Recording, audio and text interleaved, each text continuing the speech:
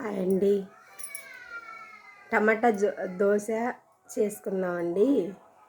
దాంట్లో కావాల్సినవి క్యారెట్, టమాటా ఇవన్నీ చూద్దాం రండి. ఇదిగోండి,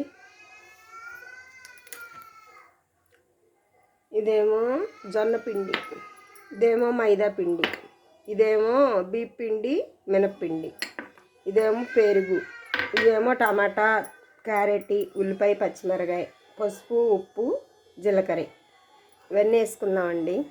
పచ్చళ్ళు లేకపోయినా తినొచ్చండి ఈ దోశకి. ముందుగా టమాటా మిక్సీ పట్టుకుందాం.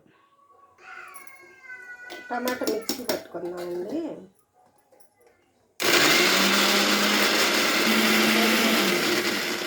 మెదిగిందండి, కట్టేసుకున్నాం.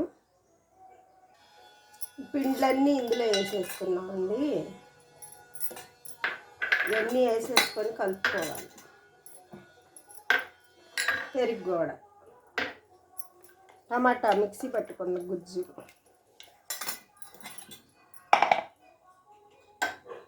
ఇవి కూడా వేసేస్తున్నాం.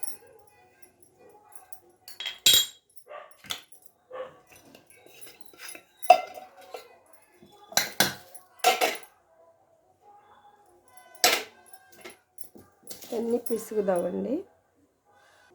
ఇవన్నీ ఇట్లా నీళ్ళు పోసుకొని కలుపుకున్నామండి. జాలుగా అయ్యింది చూడండి. దోశ వేయాలి, కొంచెంసేపు నానాలండి.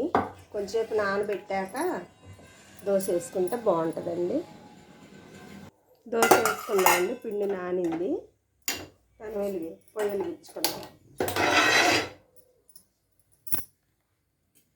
ఇందులో ఆయిల్ వేసుకోవాలండి దోశకి, అప్పుడు దోశ బాగా వస్తుంది.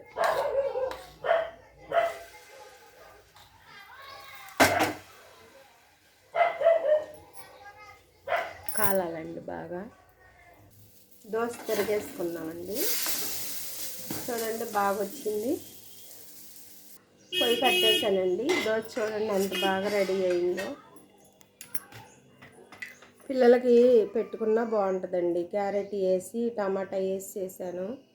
ఇంకేమీ వేసుకోక్కర్లేదండి దీంట్లో. మనం బయటికి వెళ్ళినప్పుడు ఇలా చేసుకొని తీసుకొని వెళ్ళినా కూడా చక్కగా తినొచ్చండి.